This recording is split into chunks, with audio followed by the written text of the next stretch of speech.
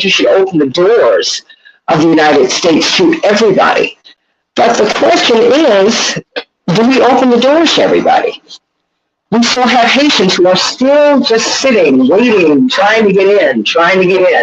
But we're not letting them in. Let's talk about this policy in the United States that is very unfair and that favors Europeans. It does not favor people of color. It just doesn't, unless they are classified as white people, which is what we see with the Afghan people. They are classified as white people when they immigrate to the United States. So I want you to call me at 773-763-9278, 773-763-WCPT, and let's talk about that today. It's a joy to be back on, to see you all today, right? It's great to be back on, such as it is. But I want you to talk to me and let me know what your thoughts are. And what do you think about Virginia Thomas? That's right, the Supreme Court Justice's wife. It turns out she's much more involved in January 6th than any of us even know. So everybody, call me, 773-763-9278, 773-763-WCPT. In Chicago, we're going to see a high of 46 degrees today. It's feeling a little cool, everybody. It's feeling a little cool, but don't despair. This is the spring, and in Chicago, if you wait 5 minutes, we'll find out exactly what's going to happen with the weather.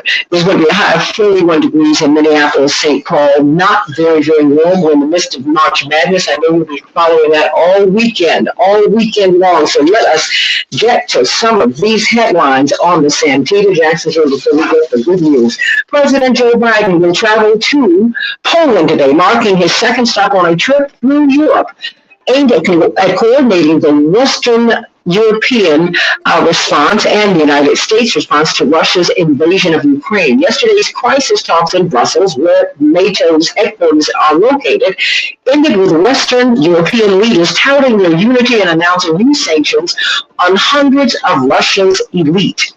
Ukraine also updated its extensive wish list of additional military assistance from the U.S. government, saying it needs 1,000 missiles per day. According to a document provided to CNN, less than 2 weeks into Russia's invasion, the U.S. and other NATO members had sent about 17,000 anti-tank missiles and 2,000 anti-aircraft missiles into the Ukraine. The House Select Committee investigating the January 6th riot at the U.S. Capitol has in its possession more than 24 text messages, 29 in total, between former Trump White House Chief of Staff Mark Meadows and Virginia Thomas, a conservative activist, indeed one of the leading conservative activists, and the wife of Supreme Court Justice Clarence Thomas, according to multiple sources. In fact, he ruled against releasing a tranche of information that included these texts, everybody. What did you think about that? Call me at 773-763-9278. 773-763-9278. The messages reviewed by CNN and NBC and other news organizations showed Thomas pleading with Meadows to continue the fight to overturn the 2020 election results. Remember, she attended the January 6th rally, although not the riot on Capitol Hill. The revelation of messages between Thomas and Meadows, both key allies of former President Donald Trump, comes as progressives and some legal ethics experts see her activism as a potential conflict of interest for Judge Thomas's work on some Supreme Court cases. Should he be impeached, everybody? Should he be investigated? Should he be impeached? What do you think? Let me know what your thoughts are. Hey, Carol. Hey, Mark. Hey, Winnie and Bob. Hey, Shirley. Hey, everybody. Like and share the show. Like and share the show. Let me know what you're thinking, everybody. Confirmation hearings for Supreme Court Justice nominee Judge Katanji Brown Jackson wrapped up yesterday after the 4 days she testified for more than 20 hours. She spoke about her judicial experience and addressed the historic nature of her nomination, which would make her the first Black female Supreme Court justice. So what do you think about all of this, everybody? I want to know now that we've had the hearings, I want to get your review. 773-763-9278, 773-763-WCPT. The Biden administration has finalized a federal regulation that will help settle asylum cases at a faster pace. That will include the 100,000 Ukrainians who have been invited to the United States, as Haitians are still stuck at the border. In fact, many Haitian American activists are complaining of the fact that Haitian men, women, and children have not been allowed into the United States. Of course, we're going to be talking about that. And so much COVID-19 and other health issues with Dr. Shanita Knighton today. Dr. Jennifer Olin is out today because she had a death in the family. Everybody sent her much love. It seems like these joyous moments are coupled with painful ones, and when she's burying her uncle today, please send her much love. So let us get to Pastor Tisha Dixon Williams. You know we love Dr. Reverend. I'm going to give you a doctor handle. You know black folks do that. We make you a doctor. We make you a doctor, of the kitchen. If you are a master of what you do, you become a doctor. You're a doctor. You're a doctor. And I'm not mad at you. I'm not mad. Pastor of the First Baptist Church, Camp in New York. Can't wait to get up there myself. I love this woman, as do you. Reverend Tisha Dixon Williams. What is the good news today?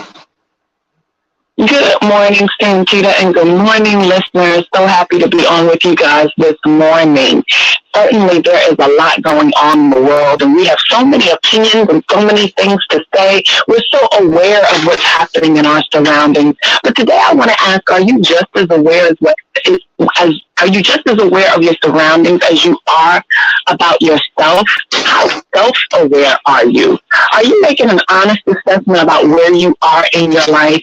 You know, businesses use a tool called a SWOT analysis. And a SWOT analysis stands for strengths, weaknesses, opportunities, and threats. And I've often thought it interesting, what if we were to apply a SWOT analysis to our lives the way businesses apply it to their businesses to assess their health? So I'm going to talk today about being self-aware and why that matters in our lives. Self-awareness is the knowledge and awareness of your own personality or your character. When you're a self-aware person, you have a clear understanding of your personality, your strengths, your weaknesses, your opportunities, your threats, your beliefs.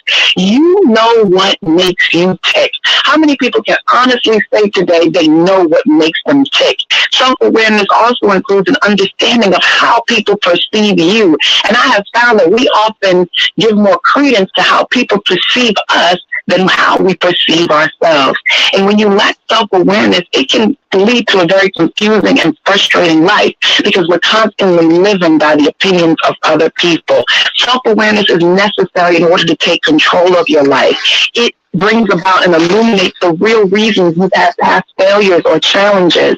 It is a critical quality for a leader. If you're a leader, you ought to be self-aware. And here's how you build your self-awareness.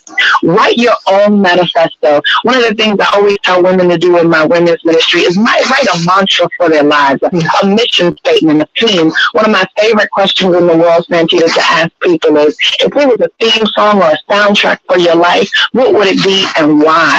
Think about that because it'll help you define your goals and your intentions. Again, do a SWOT analysis. Make a list of your strengths and weaknesses. The other thing is, if you weren't you, would you be your friend? I know that's a confusing question, but what would other people say about you? What would you say about you? If you weren't you, what would you say about you in a relationship? What would you say about you as a friend? What would you say about you as a spouse? That's what it means to be self-aware. And lastly, I have found that meditation really helps when it comes to self-awareness. Even if it's only for 5 minutes a day, being able to do and connect with your inner self is a really great way to become self-aware. Ask yourself throughout the day, what am I trying to achieve today? Why am I feeling the way that I feel and why? What are the people around me feeling? All of this helps with self-awareness. So when we look at our lives and we look at everything going on, sure, we have a whole lot to say about everyone else, but self-awareness is the cornerstone of your success and your self-improvement. Without self-awareness, the knowledge you possess about yourself can't be applied effectively because we're constantly looking at it from what other people say about us. You know, I'm reminded of my time in Kenya. I do a lot of work with the American Foundation for Children with AIDS. And something interesting happened for us one year. Each night there was a swarm of bats that would gather outside. So one bad night, a bat got in the house. Yeah, you can imagine all the chaos that ensued after that. And so after the bat got in the house, the very next year, our gracious host removed all the bats. They built another home for them using fruits, and they attracted them to another part of the area. But the problem is the removal of the bats made way for more mosquitoes. What we didn't know is that the bats were eating the mosquitoes and thereby protecting us. The bats weren't a threat. The mosquitoes were. The more the mosquitoes, the higher the risk of being bitten. The more we were bitten, the higher risk of contracting malaria. The more we were exposed to malaria, the higher the risk of becoming critically or fatally ill. What am I trying to say? It was not the obvious, scary-looking things that threatened our environment, but rather the small, almost inconspicuous things that we paid no attention to. That's self-awareness. You think there are things designed to take you out that you can see, but I'm telling you this morning and encouraging you to make an assessment of your life and pay attention to those things you cannot see. Baseball games are not won by home runs. They're won by covering your bases. Cover your bases in your life in order to become more self-aware. And at the end of the day, if you don't know what you think about you, if you don't know what you're saying about you, let me tell you what God says about you. God says you're loved. God says you're worthy. God says you're valuable. God says you're new. God says you're full of God's Spirit. God says you're transforming and getting better every day. And God says you are God's child and you are God's witness. So at the end of the day, if you can't find out what it means to be self-aware, know that God is aware of you. And that's the good news. Amen to that. I love that. I love that. I love that. I love that. I love that. I love that. I love that. But you know, girl, when you want to ask, would I marry me? Well, I want to be my best friend. Wait a minute. You're asking a whole lot. You're asking a whole lot. Oh, my gosh. But it's true. That's true. That's true. You know, you're right. You're absolutely right. And so, you know, I appreciate that because I think that's something that we need to understand today. You know, that really, check yourself out, please. Everybody. Ooh, thank you for that. Thank you for that. God bless you, Pastor Tisha Dixon Williams. Are you worshiping in person, or is it virtual, or is it a hybrid? Is it both? We will be we're hybrid, but we will be back in the building in a matter of a week. So the first Sunday in April, we are back in the building, and we will be what I like to call physical and digital. We'll be hybrid. Oh, wow. We certainly Nations, the online e-platform, and so that will continue, and we will be back in the building beginning the first Sunday in April. I'm excited about it. I love it. I love it. I love it. I'm so excited for you. And how can we worship with you? You can worship with us right now via YouTube and our social media platforms at First Baptist Church of Bridgehampton at 11 a.m. Eastern Standard Time every Sunday, and we would love to have you guys. Oh, my goodness. God bless you. We will be there, everybody. If you want some great preaching, you don't want to miss this. You know, what did Aretha Franklin say about Donald Parson and a few other people? If you haven't heard her preach, do die first. We just love you. We love you. We love you. We love you. We love you. We love you. Everybody, let's talk with Dr. Shanina Knighton, registered nurse, infection preventionist, research scholar at Case Western Reserve University. So much is happening within the world of health, and we're seeing the inequality, Dr. Knighton. We're seeing these patents held back on the patents are being held back on the vaccines. We're seeing COVID funding being taken out of the U.S. budget. And, you know, I don't know if we really understand what all of that is going to mean. Talk to me. I mean, what are we looking at here? I mean, the pandemic is still with us, right? But it's like, it's almost as if it's not happening because there's no money for it. I mean, all of this stuff is just, no one's paying attention. Dr. Knighton. So, Sandy, good morning. Good morning.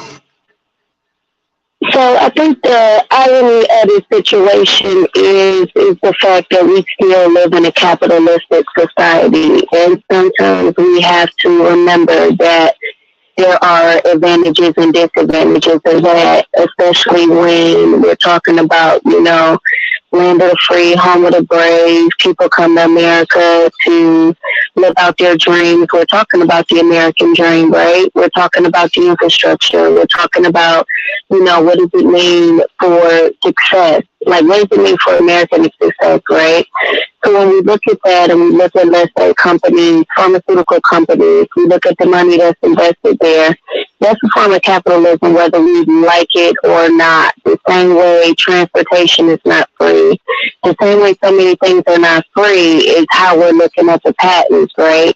So it's like, oh, well, make blood pressure meds have a cost, make other things have a cost, and let the proprietary information, which means that the secret sauce of how they were able to fix somebody's blood pressure, make that a secret per se, so we're not going to approve vitamins.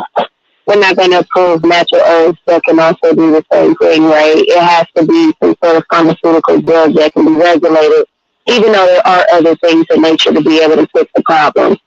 It's the same exact thing with these patents, meaning it's, hey, let us protect how it is we're able to solve an issue and put that to the side and keep it, because that technology can then help us to solve something else. And we don't want to give away the patents, because then that levels the playing field, and then what happens? Are things as profitable? Can we be in control of things? Can we, even though the government helps fund this stuff and taxpayer dollars help fund this stuff, we still gonna need the ownership with the people that created it, even though we paid them to create it, and we paid them to even have it dispersed to people. So you can see how the infrastructure just in itself, to me, seems very unethical and needs some readjustment. So you have that issue when it comes down to, hey, I need a medication, or it needs to be mass produced, it needs to be shared with everybody. We have a group of people that's saying that's the philanthropic side. And we have the other piece like, okay, well, who are we charging to make sure that it's so profitable?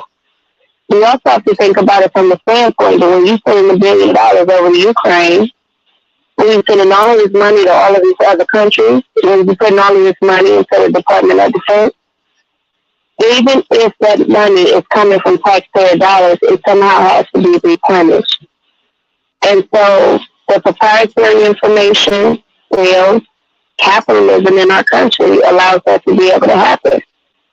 Many people also don't think about it from the standpoint that if we're talking about inside of a hospital, when you think about how the infrastructure is set up, the doctor has a separate pay category. Where nursing is sitting with the emergency cleaning services, with the secretaries, with the bed cleaners, with all of that stuff is kind of categorized into one space. So when somebody looks at the cost of healthcare and they say, well, why is healthcare so expensive? It's because it's got to pay all of those salaries up under that same block category of being those admissions or the admin costs. Whereas you do have the doctor that's going to be paid separately up under a separate pay category. So I'm just bringing these things up, Santita, and I know, like, for example, it just goes back to the original question of why the patents and why are we fighting even over patents. The reason we're fighting over patents is for that very reason. The other thing of it is, too, and this was something that came up in the previous presidency, was the fact that our government dollars, talking about like the National Institute for Health, talk about, Department of Defense. We will literally pay for other countries to help develop the technology. So we will fund the research, okay? Just like, for example, the controversy with the funding of the Wuhan lab. So we will fund the research per se, but then when the technology or the outcomes of the lab end up being displayed, then even though the United States is funding the research, we may not necessarily get the patents. We may not necessarily get the technology. We may not necessarily get the secret sauce first or be privy to it to where it is our information. It is being shared with someone else and being sold back to us at higher rates. And I know for sure that this is something that does happen because it's something I've always had an issue with when it comes down to the scientific community. There's this integrity of needing to develop something. There's this integrity of not needing to have a conflict of interest when it comes down to differentiating, taking your research and commercializing your research, right? So it's so many things that goes into that is quote unquote unethical. But yet you can have someone that understands the secret sauce, let's say, of an FDA and move over to a pharmaceutical company, or a CDC and move over to a pharmaceutical company. So I'm just bringing those things up because it's a lot more complicated than what we think it is. And there is a lot more regulation and a lot more things that we as the people should be calling for to make sure that it's fair, not just fair for the person that's making $3 million, but the person is making $1. We should all have to account by the same rules. Everybody think about that. Think about that as we are moving into this season in which it's going to cost you to get tested. Let's get very real. That's what's about to happen. You're going to have to pay for that. You're going to have to pay for the vaccines. You're going to have to pay for a lot of things because that $15 trillion or so that was in the $1.5 trillion omnibus government spending bill, that's been sent overseas to Ukraine. Let's talk about Katanji Brown Jackson. Let's talk about Virginia Thomas. She's all mixed up in this January 6th. In this January 6th story. Should Justice Thomas be investigated? What about an impeachment? Let's think about that on the Santita Jackson show. And then let's talk about 100,000 Ukrainians who are about to come to the United States. But Haitians are still stuck at the border. Back in just a minute.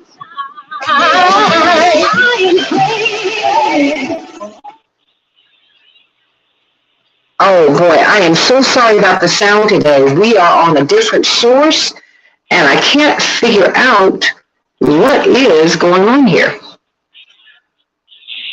So, yeah, no, actually, it sounded okay to me. Hopefully it wasn't too harsh in terms of my response, Santita. No, it wasn't. No, it's not you. I'm talking about on YouTube. Oh, gotcha. They're really having a hard time today, and I'm so sorry about that. So everybody, please go to WCPT. Please go to WCPT. Go there. Go to WCPT.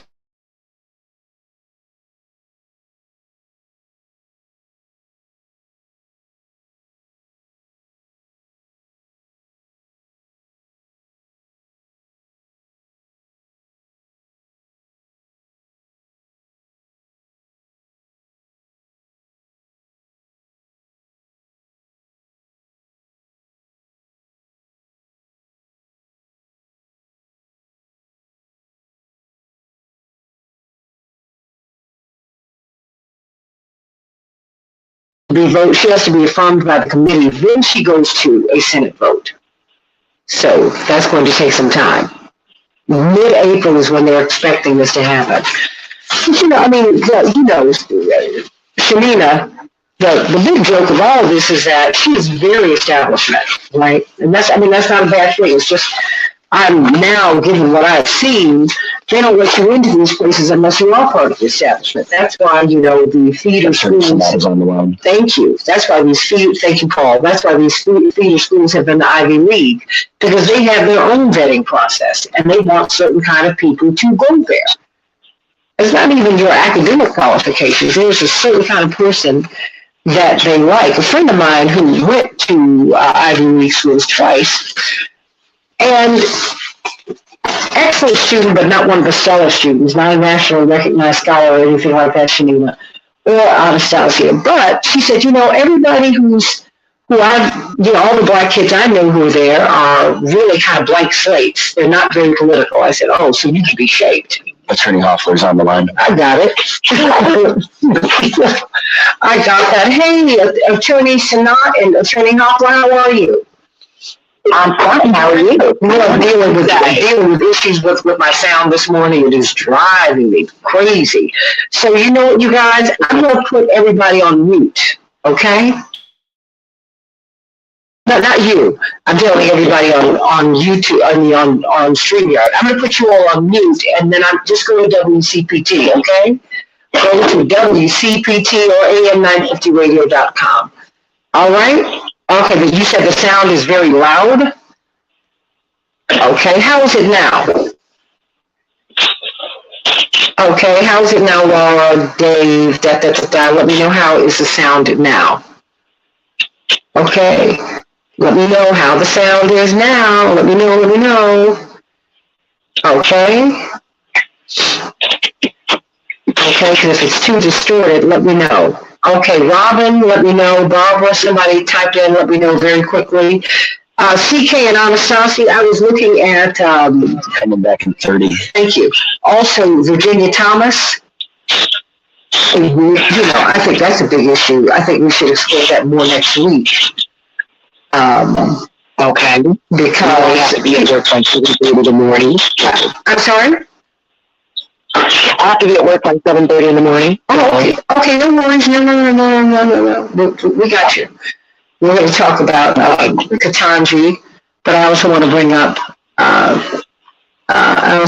up Virginia Thomas, because that's a big issue. Can change the life, we can change the world, change the world. This is the Santita Jackson Show. So loud. And that's volume 12. Let's change the world. Hey everybody, welcome. Friday, March 25th, 2022. It's almost April, can you believe it? I'm Santita Jackson, coming to you from WCPT, the nation's largest progressive talk radio station, AM 950 Radio, the voice of progressive Minnesota. And all of my morning stars, I'm sorry you're having a hard time with the sound. This is what I want you to do.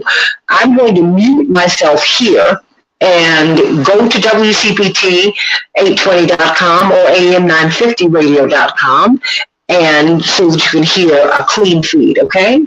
So make sure you do that. And it sounds better now, Effie? Thank you so much. I turned the volume all the way down. But you can hear muffling. But, let me know what's going on. But let's get right to it, everybody. We've got a lot to talk about today. There are 100,000 Ukrainians who are going to be admitted to the United States, given refugee status. They're even going to be able to stay in Airbnbs for free. Wow.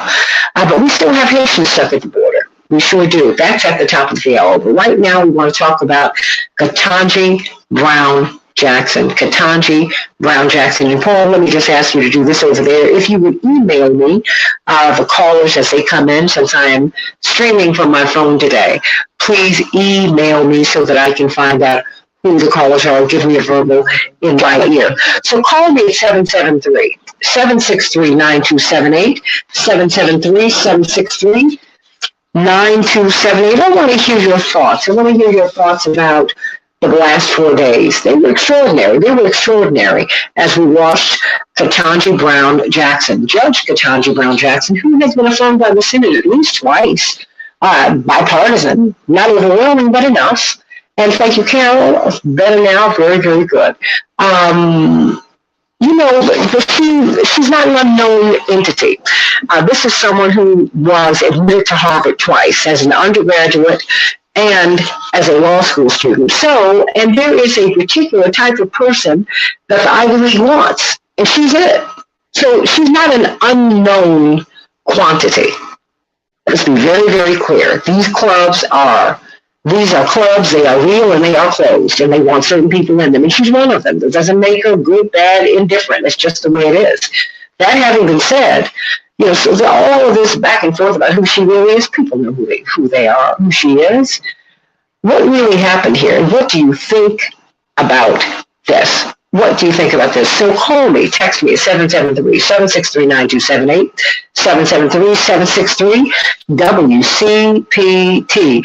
Attorney C.K. Hoffler, what do you make of what we've seen over the past 4 days? And you've been doing brilliant analysis on MSNBC, the Black News Channel, and ABC. Thank you so much for all that you've been doing. Good morning, Santita, and to everyone, all the listeners in the panel. What we saw was not surprising. Santita, and early in the show, early in the week, when we had a discussion even last week, I expected that what she would face would be rigorous questioning, opposition by the Republicans, but I did not anticipate the level of microaggression, macroaggression, racial animus, and gender inequality that seeps through a lot of the questioning. And I expected that there would be some, but when the eyes of the world are on you, usually people temper that down, and we did not see that happen. But what I also observed was an opportunity for this absolutely stellar candidate to demonstrate what she's made of. We had a chance to get insight into her character, into her excellent credentials and background, her intellectual, her brilliance, her legal acumen, her analysis, her methodology as a judge. And we indeed got a chance to see exactly the justice that would be sitting on the U.S. Supreme Court. Because there's one thing that happens for some people. When you push them against the wall, when you back them into a corner, they come out fighting with such elegance and eloquence and stay on focus and on topic, and that's what we saw in Judge Katanji Brown Jackson.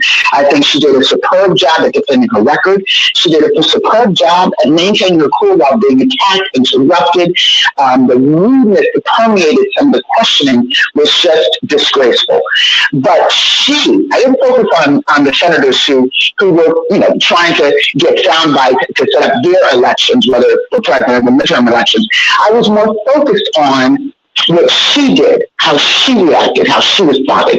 And I think she did extremely well. Her moments of emotion that we saw were not viewed when she was being attacked.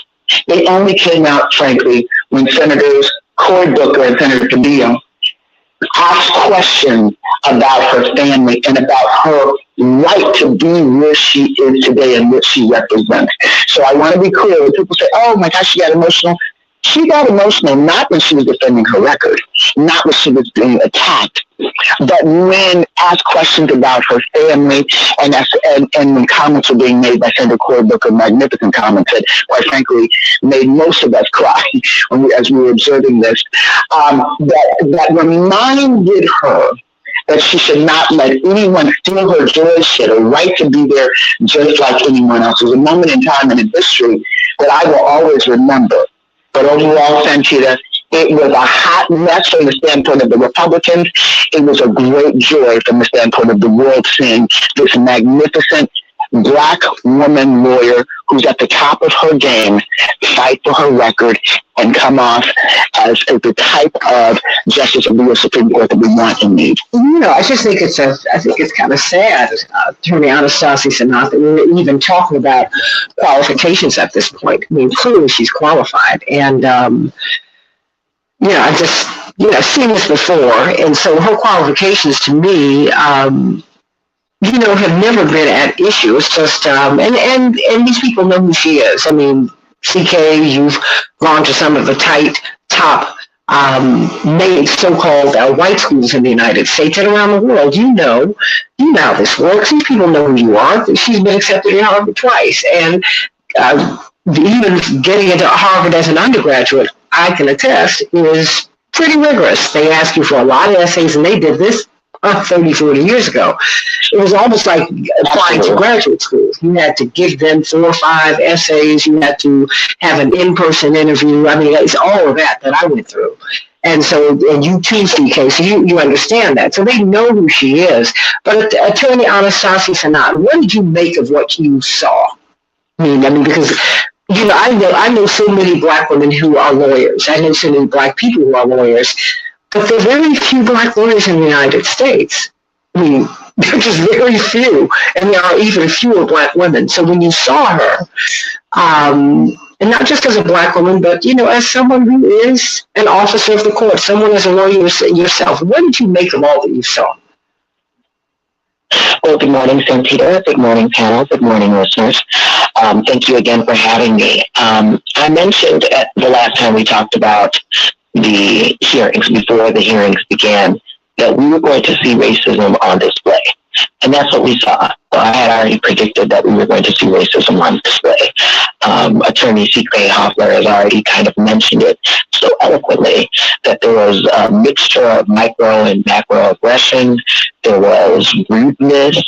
There was, quite frankly, opportunities for silly soundbites in order to persuade voters. So when I saw her respond to all of that animus, what I saw was grace and grit. That's what I saw. I believe that Judge Jackson knew that she was going to have questions about her record, and those questions would focus on child pornography cases, as well as her time serving as a public defender in the Guantanamo Bay. Cuba, I believe that what she expected was a little bit more respectful, but what happened, as I predicted, was just not. And when she responded with grace and grit, even through some of, for example, Senator Lindsey Graham interrupted her so many times, it was unbelievable. Ted Cruz, he brought up the children's book and totally mischaracterized the book. And then Senator Hawley from Missouri, when he mischaracterized her record when it came to child pornography cases, I thought, as C.K. Hoffler brought up, when Senator Cory Booker was able to respectfully ask questions, and he really didn't. But he let everyone know. Even a right-wing newspaper article that he generally does not read from Fox indicated that it was disingenuous for them to mischaracterize her record the way that it did. It was disingenuous for them to point out things as if she was below the sentencing standard, and that made her less mainstream and more of a quote-unquote liberal, so to speak, when in reality over 70% of the federal judges who are asked about the sentencing guidelines have been sentencing in their cases have gone below what those guidelines are. So I think what we saw, quite frankly, was grace and grit. And that is what Black little girls will be looking at as they grow up. They'll be able to remember this moment in time as an opportunity for them to learn how to respond to those kinds of micro and macro aggressions and the undertone of racism. And I didn't see as much gender inequity in the questions, but I did feel the animus, the racial animus she was facing. The racial animus. I did not think that there was much gender inequity in the questions, but I did feel that other part. So I really believe that she did a great job. I think that she was a superb candidate. No one's questioning her, but I am curious, though, honestly. Senator Cory Booker mentioned Senator Tim Scott quite often. He's a Republican. He's Black. He's South Carolina. Yes, he's South Carolina. I'm curious. And can I add something? Oh, I'm sorry. I didn't mean to interrupt. I wanted to add something about the gender inequity because I saw it all over the place. And so I just wanted to add a different perspective on the gender inequity if I could. So sure, in response to okay, but I did want Anastasia to finish. Right, I didn't. Okay, I'm sorry. No, it's okay. It's okay because I wanted to make sure that you completed your thought. Oh no! I mean, I'm curious to see what Tim Scott is going to do because as a Republican, as a Black person, quite frankly, he hasn't said anything that has made it to the news. But what he did say that he's not going to make a decision based on race. He did say that. He did say that. He said that at the beginning of this process. He did say that. Well, then we make the decision because she's overly qualified. Well, I mean, the thing is, a lot of people are going to come at this from a whole lot of different perspectives, and I certainly want CK to jump on in here because, I wouldn't make a decision based on race. I just think that she's eminently qualified to be there. That's why I bring up Clarence Thomas and the situation that he's in now, because no one's investigating him and his role with his wife. He should have recused himself from the case and which the January 6th documents came before the Supreme Court to decide. The decision was: are they going to be? Are we going to be able to? Are they going to release these documents? And included in those documents, and I cannot believe that he did not know that, his wife had 29 texts in which she was exhorting the chief of staff of the President of the United States to overturn the election. And no one's talking about, I was watching Morning Joe this morning, and I watched several shows at once, and they just took impeachment off the table.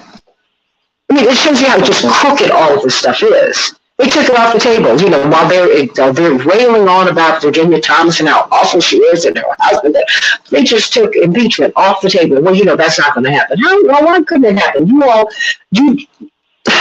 You push everybody else up against the wall. But CK, you said you saw sexism all over the place. What do you mean?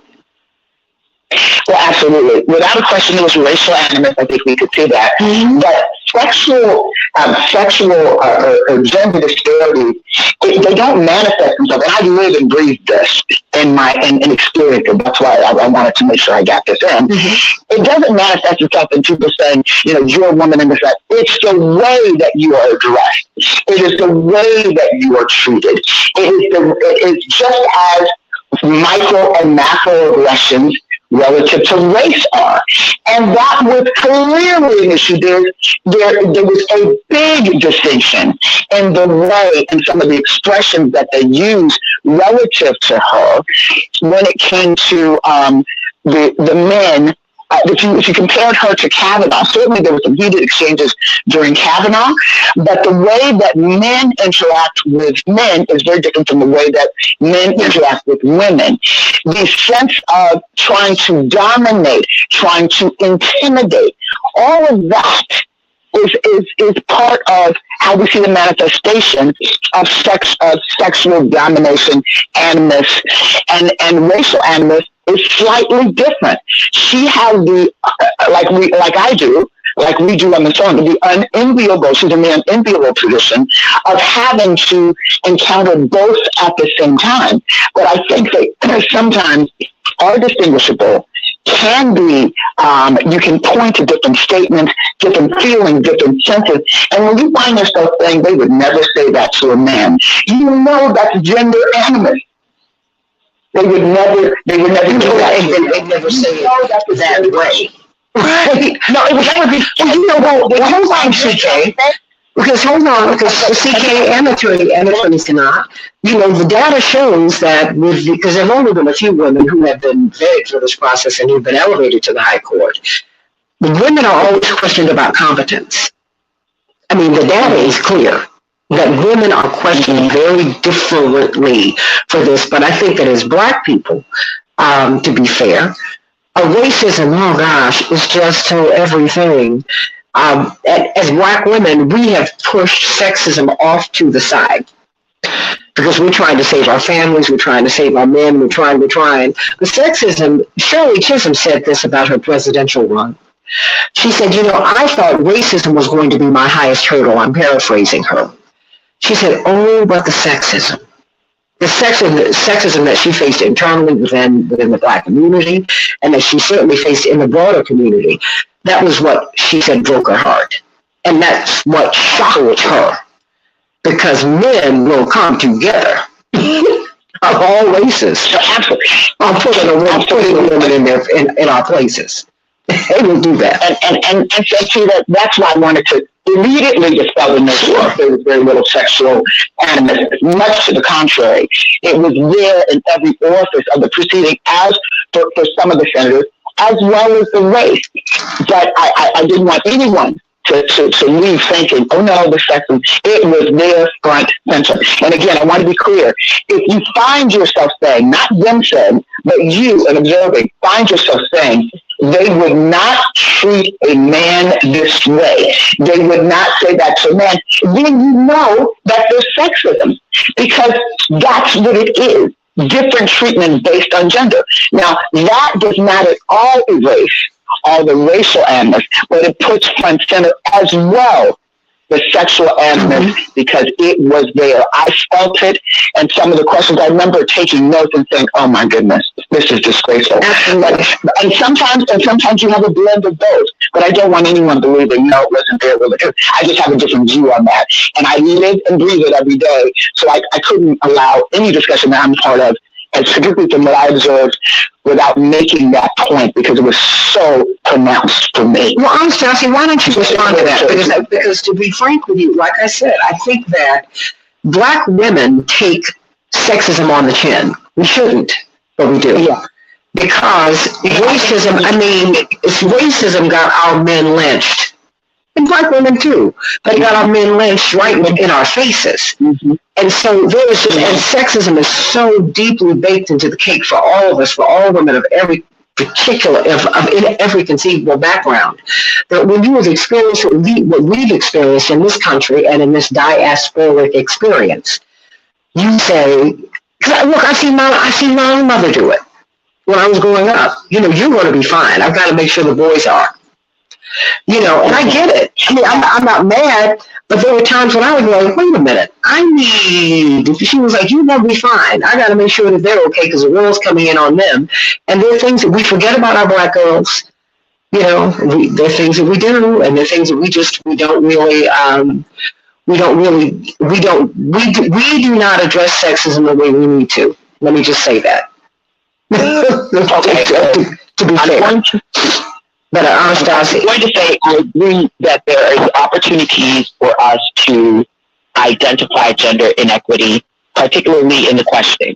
So in the 13th hour of Judge Katanji Brown Jackson's confirmation hearing on Tuesday, Senator Marsha Blackburn, the Republican from Tennessee, asked the Supreme Court nominee, can you provide a definition for the word woman? Now, it didn't come from a white man. It came from a white woman. She wanted her to define woman. How does that have anything to do with what she's about to? I would never have used that as an example of sexism. I use that as an example of sheer stupidity. But the sexism that I saw came from every single solitary Republican male that questioned her. Let me jump in here. I mean, Lindsey Graham would not have stormed out on a man like, let me say this, Lindsey Graham would not have stormed out on a man like that. Senator Hall would not have rolled up on a man like that. Because if you roll up on a man like that, it could get physical in the hallway. It could get verbally aggressive. I saw someone try to roll up on my father on television. This guy was really, really nasty. He later became a colleague at Fox News. And he was so aggressive and nasty, BET started getting phone calls during the broadcast. Because this guy was just, it was awful. And my father said before the commercial break, he said, if we were not on television, I'd invite you into the hall and I'd show you some things. He said, and I have not always been a minister. And I will take this collar off and deal with you as a man. That's how men do it. So I wanted to go back to explaining my answer as to why I didn't see it. Okay, I've got 2 minutes. Please. Okay, so basically what I wanted to say is, for example, the senators on both sides of the aisle basically have just been using Jackson's confirmation hearing to air their issues, right? And so it's not really about her qualifications, because as we've already known, she's qualified to be where she is, and she's going to be confirmed. End of story. We already know that part. The exchange, though, however, does reflect some of the things that they're talking about when it does come to gender politics. And by asking that question, and of course Judge Jackson's answer and her subsequent confusion that we saw on her face, and saying, I'm not a biologist, means that we are going to see some issues from the Republican Party when it comes to transgender people. that's what really in my, for example, the transgender swimmer, Leah Thomas, who just won the NCAA, just beat all the women. Right. She beat all the women, but she was born an assigned male at birth. Right? So a lot of people are going to be asking those types of questions, and you may or may not see cases that might ultimately go up to the Supreme Court concerning transgender women participating in historically women-only sports. Now, I didn't like how Senator Blackburn approached her. I didn't like how she asked the question. I did think that kind of question would not have been asked of a man. I am unsure why they decided they farmed it out to her, right? They farmed it out to her. I mean, they punted. They said, okay, this is all choreography, everybody. Come on, let's stop this. And well choreographed. But not just well choreographed. Even Judge Brown Jackson was well coached. And she was beautifully coached. She wasn't caught by surprise by much, if anything. Honest to God. Because this is not how you function on that big stage. You do not function on that big stage getting surprises. Nobody. And I mean nobody. It doesn't happen that way. But what we did watch was realpolitik. Real politics played out. We watched that. We watched the 2022 election, 2024 election. We watched transgender politics, woman politics, misogyny, racism. We watched everything. We watched everything played out. And that's why I think it's important for us to open our eyes. And even for you and CK, for Attorney Anastasia Sinat and Attorney CK Hoffler, for you to have this back and forth, I think it's very healthy for us. Because different people saw different things. That's what we're still talking about. Stay right there. I've got a tight break. But CK, you're going to have to leave us right now. When are we going to see you on TV? Very quickly. I got 10 seconds. My flight lands. I'm supposed to be on TV later today at 1 o'clock. Depending upon my flight on MSNBC. It just depends on if my flight. So I'm being iffy because we're going to look out for you. My flight. We're going to look out for you on MSNBC, and if we don't see you, we need to ask, where is she? And very quickly, but and then in addition to that, on April 4th, when they come back, I'm going to be populating the airways on MSNBC, and I'm anticipating ABC as well, and the Peacock Network in general, and possibly CNN. Okay, everybody sit right here. 100,000 Ukrainian American, Ukrainian citizens are about to be brought into the United States. Haitians are still stuck at the border. And Ukrainians are entering through the Mexican border also. Oh, yeah. We got to talk about this on the Santita Jackson Show. Back in just a minute. Okay, thank you, CK. You got right. I'm so sorry. I have to run. No. Security and get all this. Yes. This is great. And I think it's important for people to see people can disagree and we keep it moving.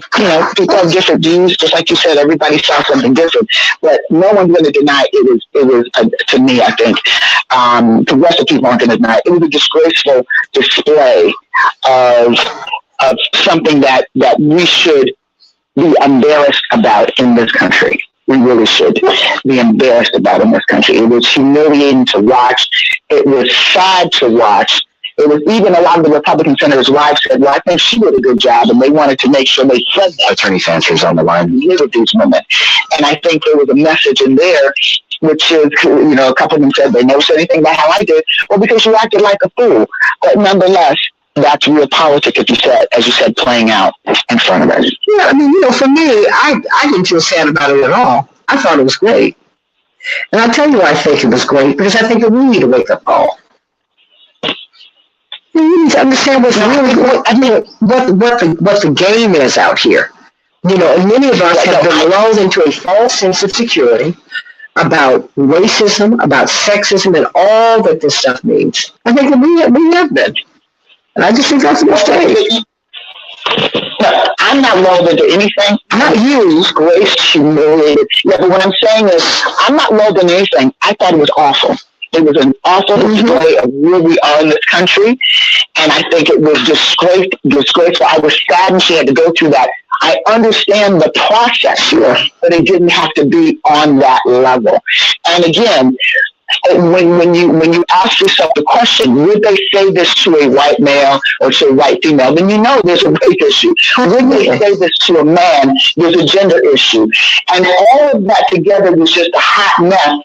But again, forget about them. For me, the focus was how did she do? And she did beautifully under fire. And that just tells us the kind of justice she's going to be. So from that standpoint, it was great. But I hated that we're in a country where we have to tear down people to the bottom level and act a fool for them to be confirmed on the U.S. Supreme Court. That makes no sense. It's just to be in public life. But, I guess I just maintain that some of us need a wake-up call, honestly. Yeah. And not you, Anastasia, but some people need a wake-up call.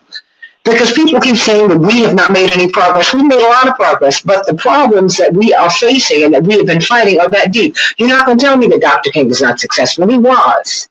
You're not going to tell me Frederick Douglass was not successful. Harriet Tubman, Jesse Jackson. These people have been successful. Now you have another kind of fight. It's a fight to remain free. You had to get free first. You had to get free, and that was hard. Hard won. That's why I want to see more of the Obamas in this fight. They're the beneficiaries of it. They need to get out here and be in it. Yes, I'm saying it. You can't just reap the benefits. You got to get out here and dig down with us. I don't care that you've been president or not. I don't care. I don't care. In fact, I do care. That's why I voted for you. Twice. I need you out here in this fight with us. And I need other people out in this fight with us. Because this fight is that deep. We need an executive order on our voting rights. Well, we're sitting up here, we're trying to go into a world where why I do not know, in the name of democracy, and I don't have it here. You turned Haitians away from the border like they were animals. And Airbnb is about to put Ukrainians in the United States for free. Please, if someone told me yesterday, if you want to take care of a Ukrainian child, you get $4,000 a month. I believe you should open the doors for everybody. But everybody means everybody. Don't you think? Call me. Text me, everybody. 773-763-9278. Yes, I understand. Run. Oh, I'm sorry, CK. I had to go off. No, sorry. I know. Wonderful. I'm sorry. Good seeing you. Catch that flight, girl. Okay. All right. And we're going to see you on MSNBC. Everybody, check it out. Yeah. Okay. All right. Bye-bye. Bye-bye. All right, everybody. So call me at 773-763-9278. Attorney Mark Fancher. Good morning. How are you? I'm doing fine, thank you. National Conference of Black Lawyers, and I've got Attorney Anastasia Sinat. She'll be with us until the bottom of the hour.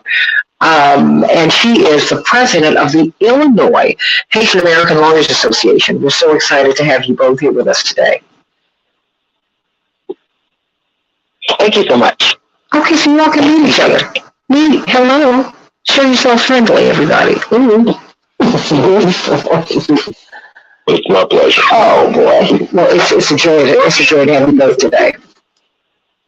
Before we get into the distinction between asylum speakers as well as refugees, I really wanted to talk about I wanted to finish answering and responding to a question that you had asked about sexism and gender inequality that permeated her C.K. Hoffer's perspective in the nomination process.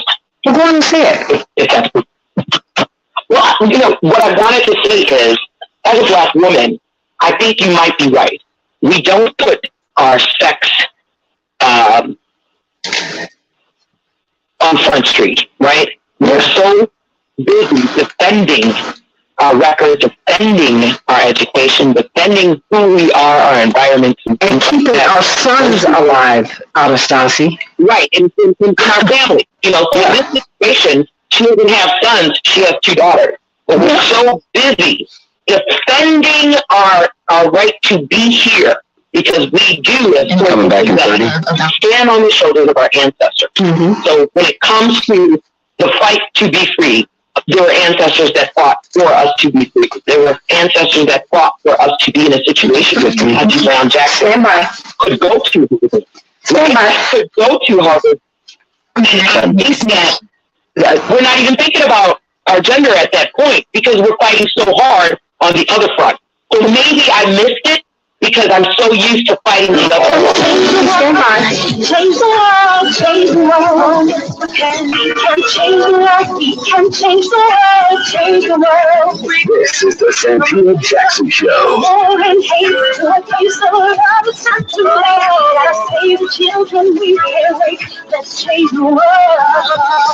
Hey everybody, welcome to the Santita Jackson Show. It's Friday, March 25th, 2022.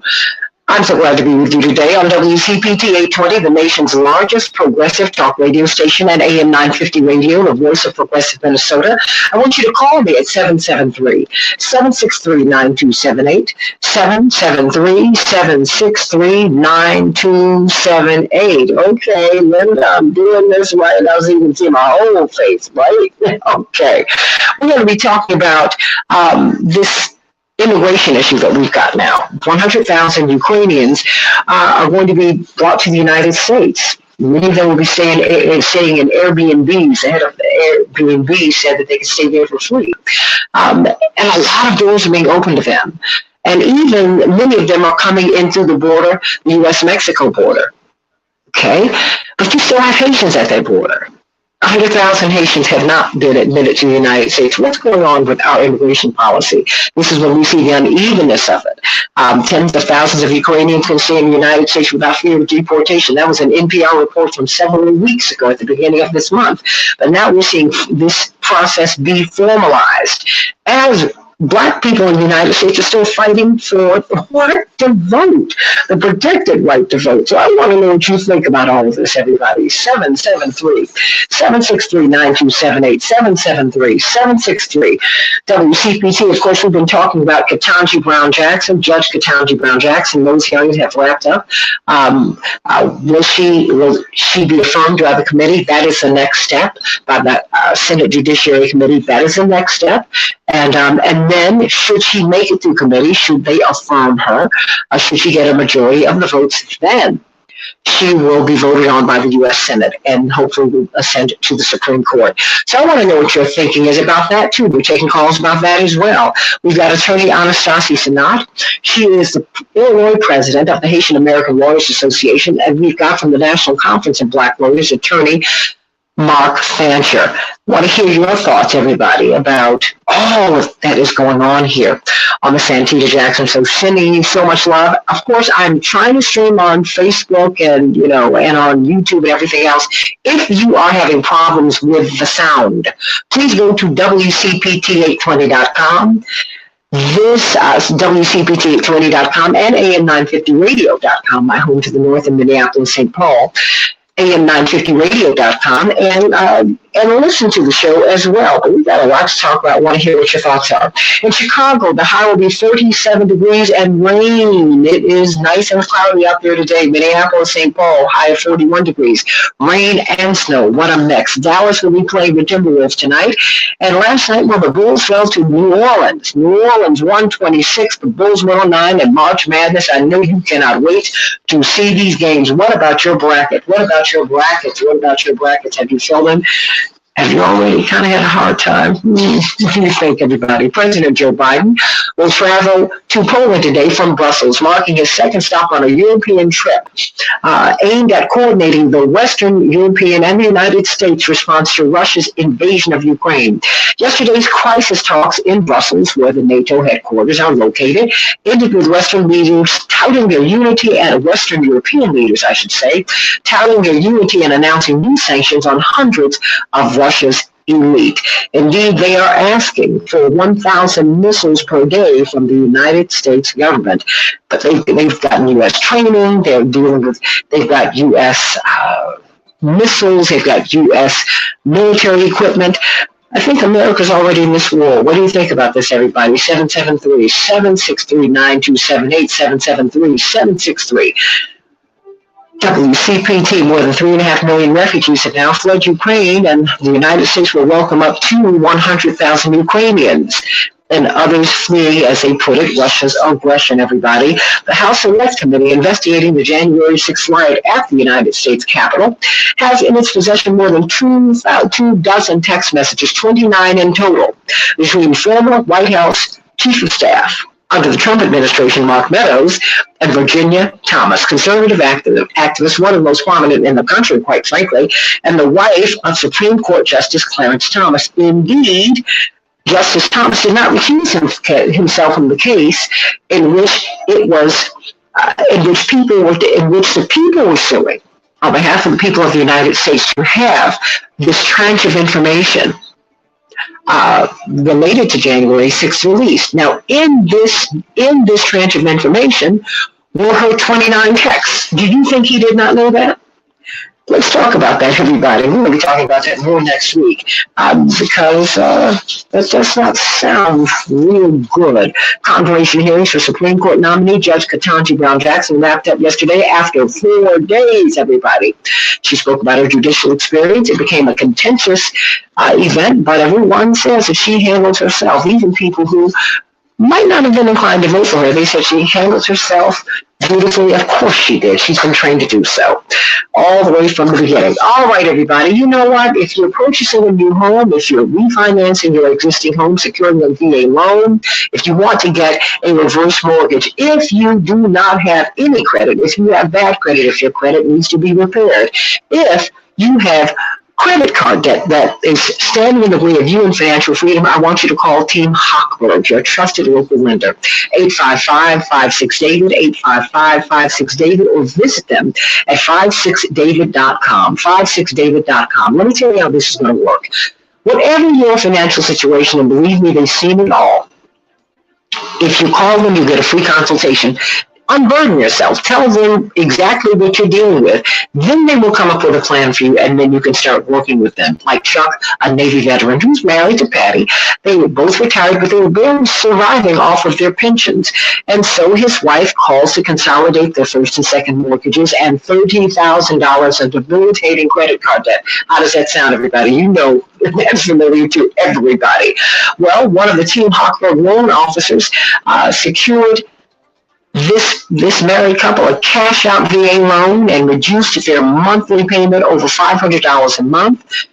And you might not be a veteran, but trust me, there are avenues through which you can reduce your debt and get on the road to financial freedom. So I need you to call Team Hochberg at 855-56-DAVID, 855-56-DAVID, or 56david.com. But if you are a veteran, you might not know all that you have access to. If you're just someone who works every day, you might not know that you have access to some money and that you can consolidate your debt.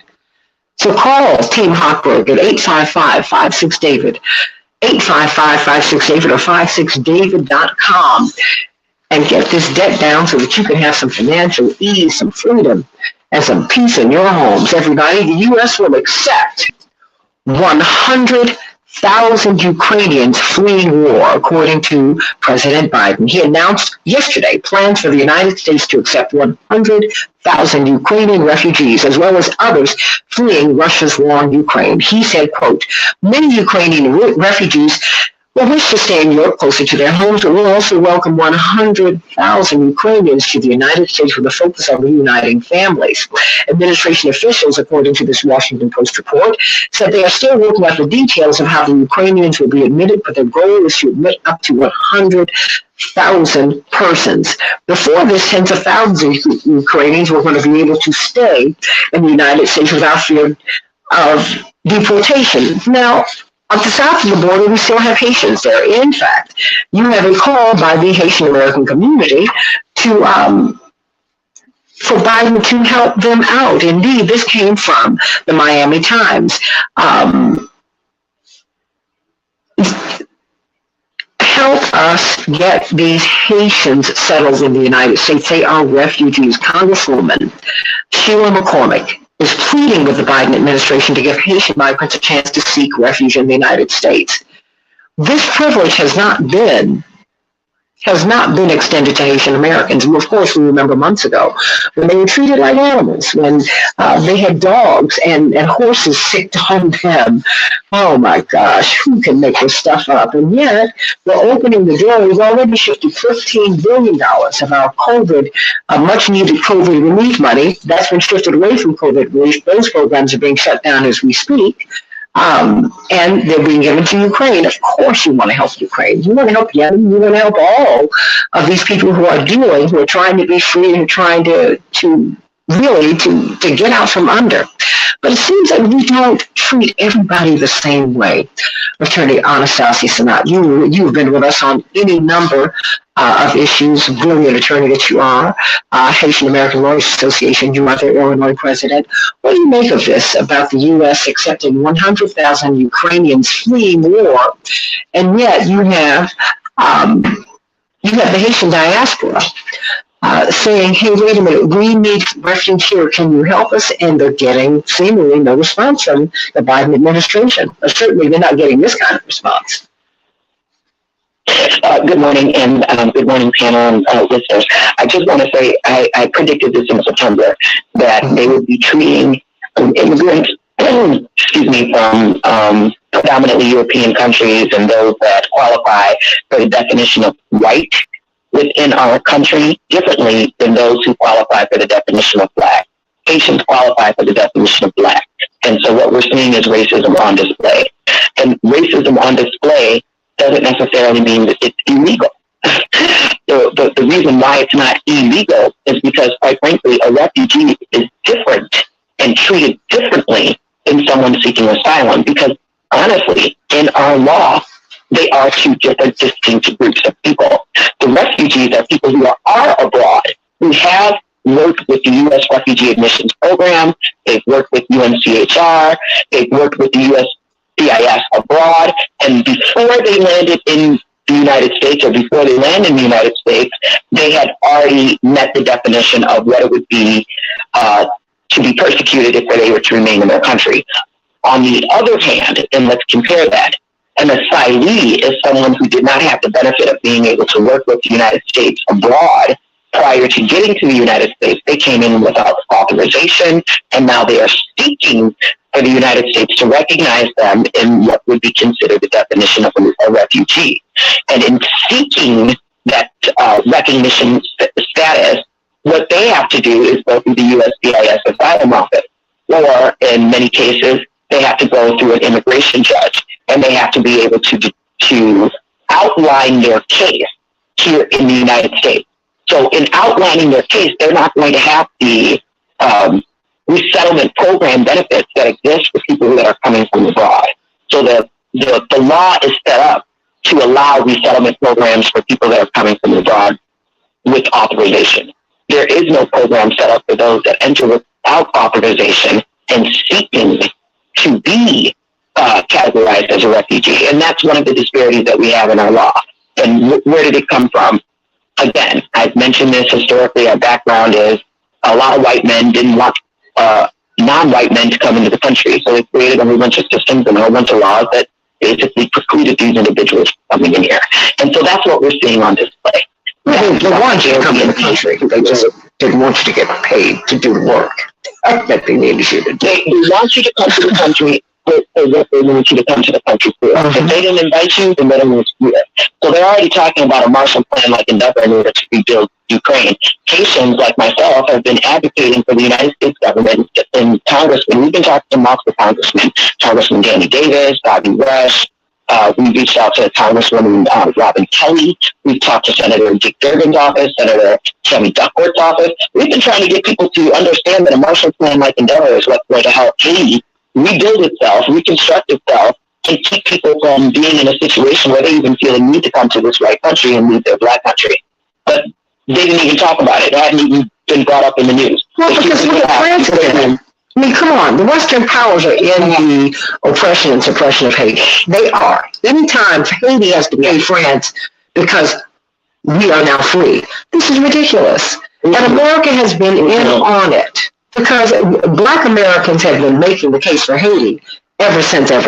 Reverend Jackson has been making that case for a long time. But it's gonna take. It's not a street fight. It's a street fight. Haitian Americans and Black Americans, everybody's going to have to come together and push these policies from the streets. Because you can see, because you have a very strong Ukrainian community in Chicago, and that's great. I am supportive of them getting, of them being able to get refuge here. But it angers me that Black people cannot get refuge in the United States. And it should be angering to everybody. I mean, really, Anastasia, this is awful. I've actually reached, someone from the Ukrainian community has reached out to me in order to collaborate on immigration reform. So obviously we're going to be doing that, and obviously he is aware that Haitians have been seeking immigration reform for a long time. I wish someone from the Hispanic community would contact me as well, because I think that a lot of people really just didn't realize that immigration reform impacts more than just the Latino community. It impacts everyone across the world. People are aware, but people are also caught in their silos, and we can be very selfish. I mean, I'm just putting it out there. And the thing is, because this is not new, they've been pushing Haitians back into the water. I remember in 1980 there was a huge rebellion in Miami. My father had to go down and help to attend to it because they were blowing all the other Black leaders off the stage. They didn't boo him off. In fact, they called for him to come down there. Haitians have been getting kicked in the teeth ever since. This is not new. This is not new. You could bring Cubans could come here. We pulled them in almost from Havana by the raft. But we pushed Haitians back into the alligator pile. It's a horrible thing. It's horrible. But Mark Fancher, what are your thoughts about this? Well, it's just a further manifestation of the white nationalism, racism that we see globally. And, Donald Trump sort of pulled the covers back and allowed for us to really see what's behind most of this. When he described countries like Haiti and countries in Africa. Don't say the word. Well, countries. That's right. I got to tell the lady out. and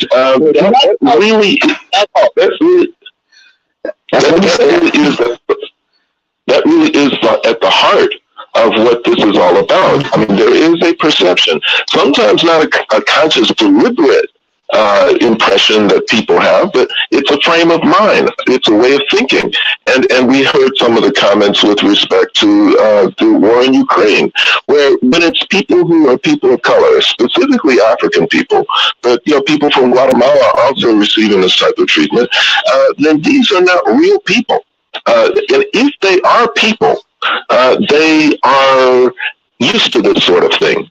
They've been living in strife and in turmoil and struggling and dealing with hardship so long that this is par for the course for them, and that if they don't receive any immediate relief, it's no real change from what they've been going through all along. And so it's not really, there's no urgency to it.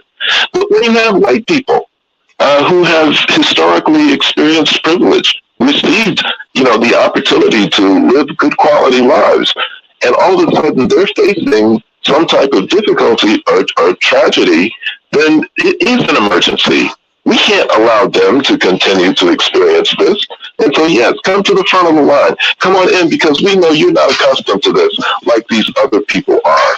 You look at the country that they live in, and the story that's never told is that it is, the white West, which is responsible for driving these countries into the deplorable condition that they're in. Haiti has never been forgiven for having humiliated the French military back in the early 1800s. And they are still being made to pay the price for having defeated white supremacy. And, bottom line, that's what this is all about. Absolutely. Absolutely. Anastasia, before you go, because I know I have a lot of callers, I'm going to come to you, Jim and Brian and Triple T and everybody else on the other side of the break. I have about 2 minutes. They belong to you. Okay. I agree with what you just said. Honestly, we've been paying for years. Citibank, national bank here in the United States, was the one that was monitoring the repayment that Haiti gave in order for their freedom. So I do agree the United States has a big hand, and that's why we've been advocating not only to stop deportation, immigration reform, we've also been asking the world to see all of the laws that are currently in place and have them overturned. For example, the Guiana Islands Act of 1856 to give Nassau Island back to Haiti, to also help with reconstruction and introduce a Marshall-like plan endeavor. I believe that if we can change the economy of Haiti and get the world to, quite frankly, give back what they took, then we won't have this situation where we have so many Haitians seeking asylum in the United States. However, thank you again for having me. I appreciate it. I appreciate being part of this panel. And if you have an opportunity, anyone listening, please feel free to visit the Haitian American Lawyers Association of Illinois at HALAIL.org. We are now a 501c3 organization, so we accept donations, Cash App, Venmo, PayPal. Just reach out to us if you have any. It costs to advocate. Let me just say that. It costs to advocate. Freedom is not free. We've been helping people pay their rents because, like you mentioned, Airbnb offered all the Ukrainians free housing, but we have to help our community pay rent. So, Anastasia, white Americans primarily see Europe as their home. America has been viewed as a European outpost, right? And so these are cousins, as Dwight McKee pointed out, and I've talked about this too. These are their relatives. Well, we have relatives too. And says we're all one people. Yeah, but we stand together. And we also have to stand together, and we have to fight on all fronts. See, I have to fight for Haitian Americans, and Haitian Americans and our brothers and sisters from the Caribbean and South and Central America, they have to get in on this fight too. Because this is an ongoing fight. This is a real fight. Now you're getting the black treatment. Now you understand what being a black American is about. This is what this is. It's just been a real fight. What did Fiddler say to Kunta Kinte when he got to the United States? He said, "Oh, yeah, I hear you, honey, but you're in America now." Right. Let me help you to understand where we are. And you know what? America is getting better. That's a dire situation for black people to leave a black country to come to this country. Well, it is what it is. But at first it was an indigenous country. So we were all brought over here. On a whole different proposition, right? So, this is about, because nobody wants to leave their country. Ukrainians don't want to leave their country. If the only people who are here, it's a dire situation. We got to do something about this because, you know what, if we're going to open the doors to America, we need to open them to everybody. If you're going to open up Airbnbs to Ukrainian Americans, open them up to the Haitians. Treat them like animals at the border. This is because they're coming in through the border too, the Ukrainians are. The U.S.-Mexico border. What's up? Thank you, Anastasia, Attorney Anastasia Sinat, Illinois President, Haitian American Lawyers Association. Of course, stay right here. Attorney Mark Fancher is going to stay with me as we talk about this immigration situation. Katanji Brown Jackson, I'm taking all your calls, 773-763-9278. Back in a minute. All right. Effie, call again. You said you tried to call twice. Call 773-763-9278. And Laura, just go to the radio. Thank you so much, everybody. Effie, just call 773-763-9278. Everybody, please continue to call because I do want to get your feedback. But the lines are open, so make sure that you are calling 773-763-9278. Anastasia, I'm sorry, were you going to say something else? Or did you have to? I know she had to go. Ooh. Well, Mark Fancher, this is a lot. But I'm so glad I was pulling these stories. When I saw 100,000 people, I said, oh, wow. Ooh. Yeah. These are nameless, faceless, dark-skinned people. And, I'm talking about, no, these are Ukrainians. They just announced 100,000. No, it's okay. Because, because I read a few weeks ago, and then I went to listen to the NPR report, where tens of thousands of Ukrainians, they got over here, and they will be able to stay without. it was already determined at the beginning of the month that they could stay without fear of deportation. Okay, so now the American government has formally said that they will accept 100,000 Ukrainians. Now, mind you, they're still having a fight on the U.S.-Mexico border. Ukrainians are coming in through the U.S.-Mexico border, but they're not letting Haitians in. So they're letting the white people in, but they're not letting the black people in. Hey, Rob from Seattle. Hey. So, I started digging, Mark. Yeah, well, these are good white people, and they're in trouble, and you have to come to their aid. And come to their aid. A decent person would do. Yeah, don't exclude me from my aid. That's all I'm saying. I will help anybody. I believe you don't even know what color the Good Samaritan was. My religion teaches me to help everybody in need. Boom. I'm just saying that the way we mete out help in America is racist. Yeah, but see, you may not be quite human. Oh, that's not true. Now look, come on, Holy Roller. I know you're not gonna give me that. No, I think that's what a lot of people think on some level. They don't consciously think that, but that's what they think. No, they think. You're right. Excuse me. All the data comes back to that. We don't feel pain the way white people feel pain physically. No. So we're not given the meds in the hospital. You're right. No. You're right. And we look at the mess that we've made of our countries, and that back in 1 minute is all. We do that probably because we kind of like it. I wish Walter Rodney was still alive so we could talk about how Europe underdeveloped Africa. Yeah, well, he left a great book. He sure did. Anybody can read, but we have to talk about that one day. Unfortunately, we don't read. So. Okay. D-Ray is wondering how many Ukrainian folks will end up in the USA. 30. We'll see. It's going to be a whole lot. And they will become a voting bloc. Yeah. Yes, I did say that. Stay right there. I got a lot of callers who want to jump in. So call us at 773-763-9278, 773-763-9278. And everybody, please tell people to go to the podcast. Change the world. Can change the world. We can change the world. Change the world. This is the Santita Jackson Show. More than hate to a place of love. It's not too late. Gotta save the children. We can't wait. Let's change the world. Hey everybody, welcome back to the Santita Jackson Show. WCPT 820. The nation's largest progressive talk radio station. We're in the heartland of America, everybody, giving you progressive talk. I am Santita Jackson. I am also in Minneapolis, St. Paul. AM 950 Radio, Chad Larson, and all my people up there sending you much love. We're talking today about refugees, about you've got more than 3.5 million people who have been displaced in this Ukraine-Russian conflict. Tragic situation, but it's been tragic for a long time. A lot of things have been going on over there for quite some time.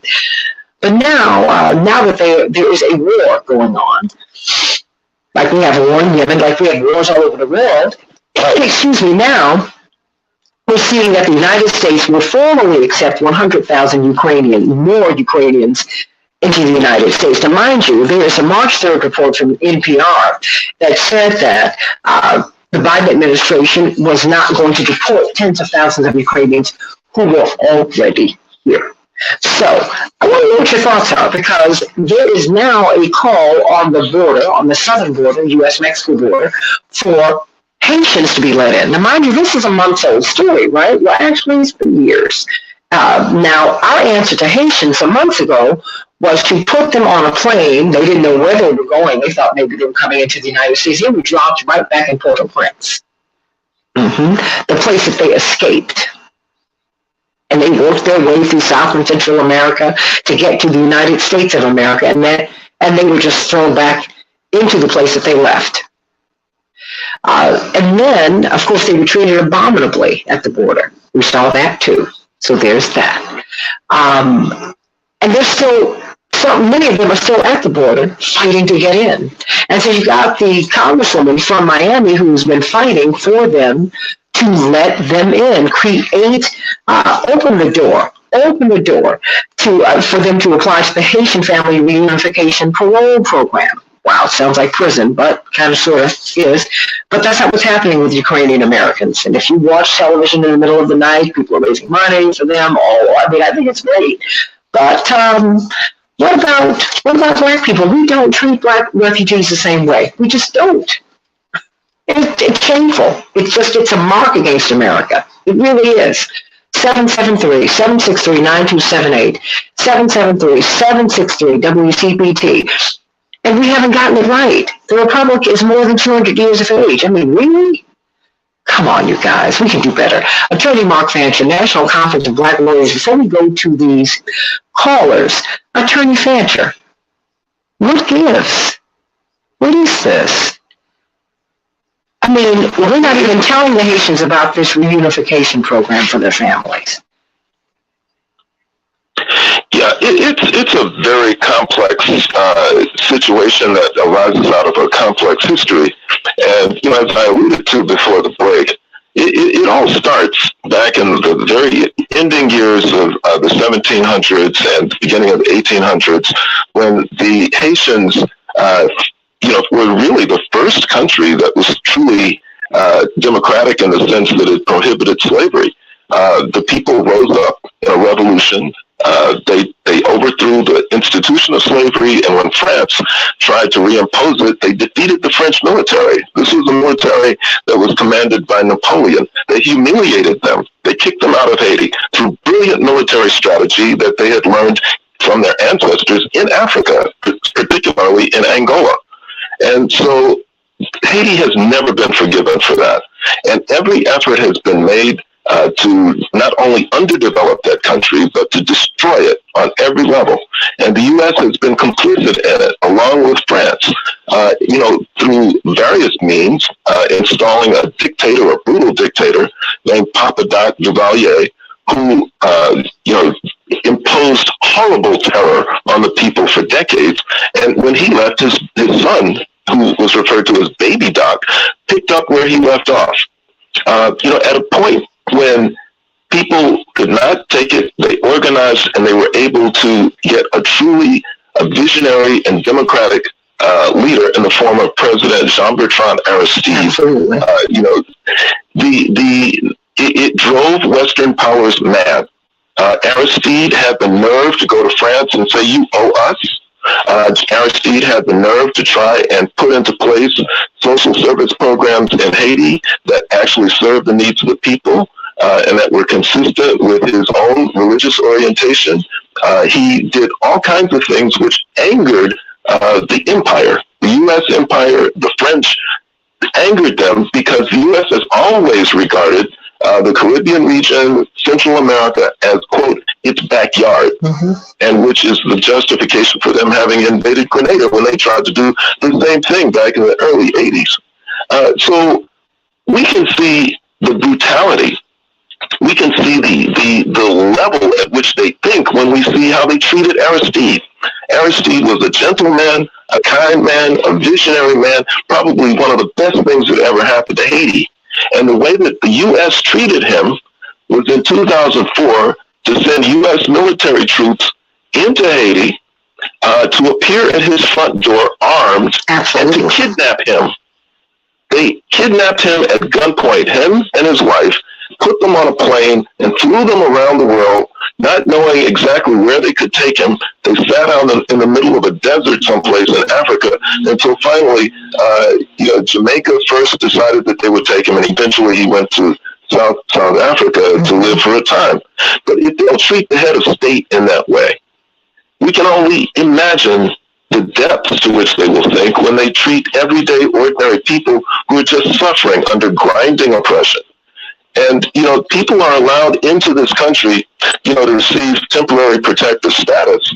in situations when, they're either living in countries where there's some type of armed conflict, like a civil war, or that there have been environmental disasters or something else which completely destabilizes the country that they're living in. Haiti has had all of that. It's got, externally provoked and induced internal conflict, armed conflict, which is deadly. It has undergone a whole series of natural disasters over the course of decades, earthquakes and hurricanes and everything that you can imagine. I mean, the infrastructure has always been unstable. I mean, they're facing some of the worst conditions imaginable, and they flee in desperation, hoping that the promise that's on the Statue of Liberty is true. But they find that when it comes to them, it is a terrible lie. And they have been subjected to conditions which are so horrible, in terms of how they're housed and how they're fed when they're waiting for entry and admission into the U.S. But many of them would prefer to go back and face certain death in Haiti than to endure what they're having to put up with. And the insult to the injury is what you're describing in terms of the exact opposite treatment that's being afforded to Ukrainians. It is despicable, and it lays bare what this country is all about. People like to wave the flag and say that this is a wonderful place, but not for everybody. And for those people who are experiencing the worst of America, America would rather that we not look at them, that we forget them, that we ignore them, because it really ruins the image. Well, I mean, and it really does not live up to the highest and best of America. I mean, America's a great place, but America has to be great all the time, and it has to be consistent. We have to do right, not just better. We have to do right, and we're not doing right by people. We're not doing right by people. We're not doing that. It's not right. This is not how you treat people. Yes. Yeah, and I think America has been consistent. It is in the way that it's treating the Haitians, it is being consistent. Because when people first came here, they killed, they engaged in a process of genocide of the First Nations people, the indigenous peoples who were here. They eventually pushed them off of their ancestral homelands and put them on what they called reservations, and exposed them to the most deplorable conditions on up into modern times, where they sent the children off to boarding schools, where they tried to drive the quote-unquote Indian out of them, and humiliated them, raped them, humiliated these children in large numbers, separated them from their families. We are dealing with a country that went over and kidnapped African people, enslaved them, held them in bondage, and brutalized and tortured them over an extended period of time, and even up to the present day continues to impose conditions on them which are unspeakable. We live in a country where the most distinguished, the most accomplished that African people have been able to produce in terms of their skill, knowledge, and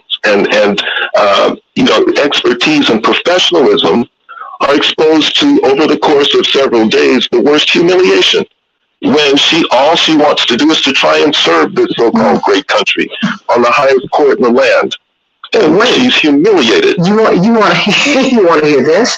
And see, all I'm saying is Dr. King said, I just want America, to paraphrase him, I want America to be, in reality, what it is on paper. That's what I mean about the greatness of this country, about what America is on paper. On paper. When Melvin Jackson first ran for president, and I shared this story yesterday, he ran under the Secret Service, Mark gives you a code name, and his code name was Thunder, in 1984. Thunder. And in 1988, now mind you, he beat out 5 or 6 other candidates in 1984. People were shocked that he got 3.5 million votes, and he registered 2 million voters, 2.5 million voters. Incredible, not just a historic campaign as a black person, but as a progressive, just as a candidate, he came out of nowhere and came in third when people didn't expect him to make it out the gates. You know what his code name was in 1988? Pontiac. You know what Pontiac stands for? poor old N-word thinks it's a Cadillac. Some people caught it. Well, now mind you, did it stop him? No. When he was asked to comment on it, he said, I have no comment on it. It says what it says, but I've got a race to run and I've got to stay focused. All of these insults happen all the time. And this is such an insult. And my white brothers and sisters, my brown brothers and sisters, my Asian brothers and sisters, my indigenous brothers and sisters, everyone ought to be insulted by this. Because one day, the insult and moral injury that is committed against all of the people Mark mentioned is going to visit upon everybody else, white people. It's going to happen. Because this is essentially, we're living in a classist situation in which only the oligarchs are supposed to win. And they're the ones who are still winning. Let me go to Jim from Ottawa. I hope you're still there, Jim. Jim, what's on your mind? Good morning. This is Tim, not Jim. Okay, Tim, how you doing, sweetie? Thank you so much for calling us today. I have Jim on my screen. That's all I got. What's on your mind, sweetie? I just want to know, why is there not other countries that people want to flee to and be citizens of those countries? I mean, there are lots of countries. I'm just thinking Guatemala, I'm thinking Ecuador, I'm thinking Mexico, I'm thinking Sweden. You're thinking Ukraine, right? Nigeria. Ukraine. Everybody wants to come to the United States. I didn't hear any Eastern European nations in that list. Hello. Yeah, I don't want illegal aliens or people that don't want to be Americans.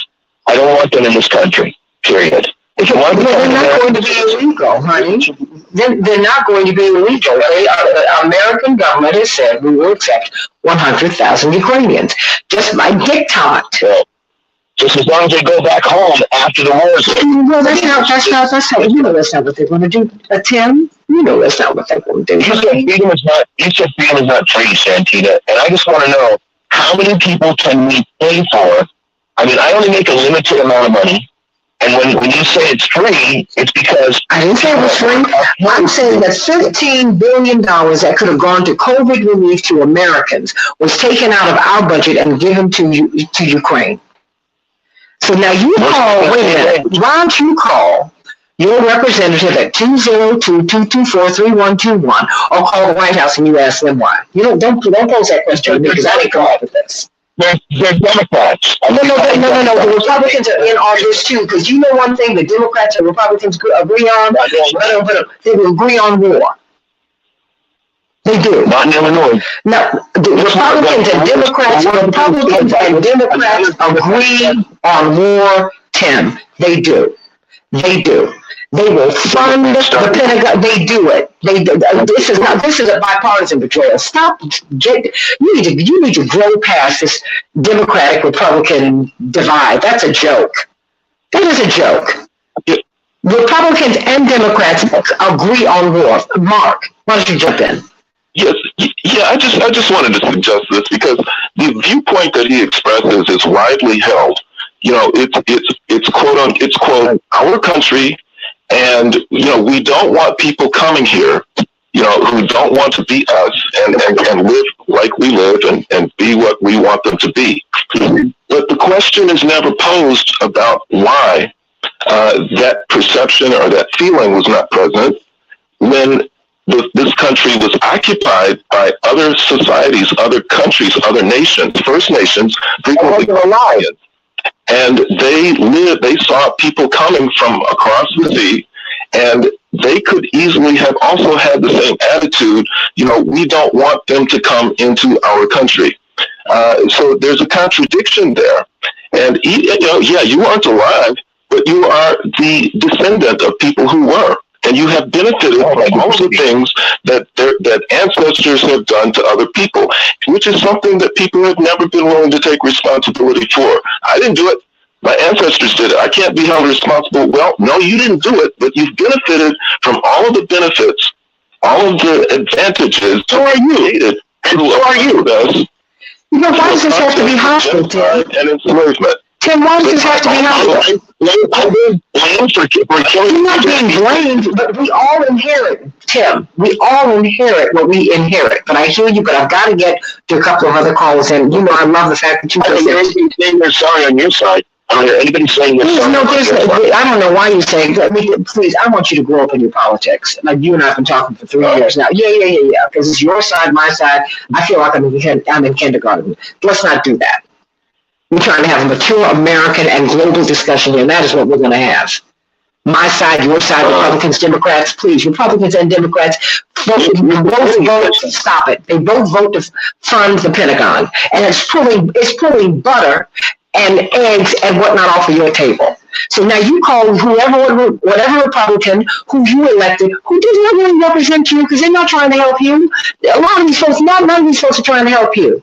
I'm trying to help you to understand that there's a reason you listen to the show every day. And it's not just to get burned up. Somewhere you hear some kernels of truth, and you know it. Let me go to Brian from Joliet. Brian, what's on your mind today?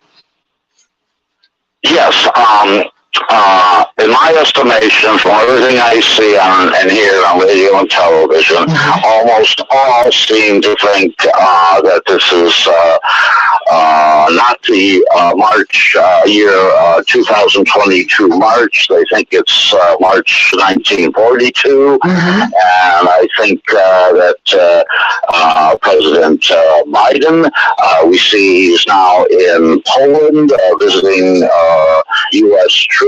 I think that under the War Powers Act, he should be immediately called back to Washington, D.C., and ask Congress for a declaration of war because what is in essence happening, or we're being told, is that the government of the Russian Republic has declared war on us. No. They didn't declare war on the United States, Brian. Well, in fact, that's what's going on. No. They're sending them weapons. We are fighting a war, but they did not declare war on the United States. What I'm saying is that in reality, we are at war with the Russian Republic. But why? Therefore, Joe Biden must, under the War Powers Act, as should Donald Trump in late 2019, under the War Powers Act, should have been demanded that he come before Congress and ask for a declaration of war against the government of Iran and explain to the entire American population and all TV channels how and why Iran has attacked the United States of America.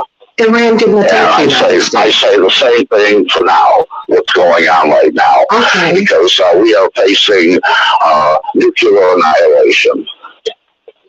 I don't know how you read that from me, as biased as these news reports are. I don't know how you got that.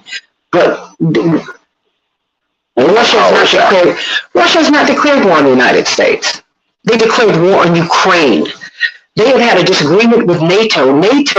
There was an agreement made 30 plus years ago, that with the reunification of Germany, that Russia said, okay, I will not touch the West, reunifying with what was the formerly communist East Germany, if you do not expand eastward. If NATO does not expand eastward. That was the agreement. We reneged on the agreement, and we kept expanding eastward, so Russia feels threatened. They did not declare war on us, Mr. Brian. They didn't do that. Let me bring on Triple T. Triple T, you're going to be the final caller we take today. Triple T, we got about a minute for you. Go. Oh boy, no, that's not enough. Yeah, you got it. Good morning. Good morning. Good morning, sweetie, but I don't want you to give up your time. Tell me what's on your mind. What's on my mind is I must congratulate one of Chicago's finest, who is now retired, and also was a veteran in the Desert Storm conflict. Officer David. Okay. That's 30 seconds, sweetie. I got you. Okay. So what we have here is the same United States of America that it's always been. You know, it benefits from the exploitation of people brought over from Africa. Everyone in the country benefits from that. Everyone on the planet seemingly would like to come over and eat of the fruit. Mind you, everyone except for those of us who are descendants of the freedmen who were in this forced labor situation. Nothing's changed because we have not brought the conscience of the good people in this land to the place where we're going to stand for justice. And we need a critical mass. It's growing in the black community, in this community of freedmen. I'm not so sure that the growth data would say for the rest of our fellow citizens. We've got to come to that critical place where we play enough is enough. Simple as that. So much has been said already about our core history on this continent and across the whole entire globe. The good that we've done is so tainted by the egregious wrongs that we've done. They're very clear. The things that our government has done down through the years. First of all, okay, I've got about 30 seconds for you more. I mean, and then I gotta give Mark a closing comment. I told you, get right to it, lady. Yeah, I appreciate it. That's it. That's a whole lot. Why don't you respond to what you heard, Mark, and why don't you just put a button on this conversation for us today? Yeah, you know, the previous caller said that so many people try and come to this country, which is true, because the United States, in the aftermath of participating in the destruction of much of the rest of the planet, puts out propaganda suggesting that it has the highest standard of living, the best quality of life, and people believe it, and it's the only place that they see which might offer them some relief, some refuge, and so they come here. But the U.S. is responsible for having engaged in so much destruction around the planet, for having underdeveloped so much of the world, for having caused the conditions which cause people to want to come here. And the problem is that there is not enough truth being spoken. And the opposition to things like critical race theory is a symptom of the fact that so many people don't want truth told because they know that that is where people will begin to see the contradictions and will come to understand what's really going on. But ultimately, whether they get it or not, as they say, God don't like ugly, and there is a reckoning that's on the horizon. And we all just better hope that we're on the right side of what's right so that we don't necessarily suffer the last 15 consequences of all of the evil that's been perpetrated for so very long. Everybody, let's think about that. Let's get right. We can all do that together. We can all do that together, and we all should do that together. I'm Santita Jackson. I think if we're going to swing wide the gates of opportunity, as Dorothy Height from the National Council of Negro Women said, swing the light for everybody. I welcome my Ukrainian brothers and sisters. And I want to welcome my Haitian brothers and sisters. And you should too. Thank you, my dear brother Mark Fancher and Attorney Anastasi, marvelous. Sanat and Attorney C.K. Hoffer, check her out on MSNBC, ABC, and on the BNC channel. And of course, Dr. Shanita Knight, and sending Dr. Deborah Verhoeven much love as she deals with, sends a family member to be with the ancestors, and Pastor Tisha Dixon Williams. Thank you, Paul, for a great show, everybody. Have a great weekend. I'll see you on Keepable Alive with Reverend Jesse Jackson on Sunday. In the meantime, have a great day. God bless you.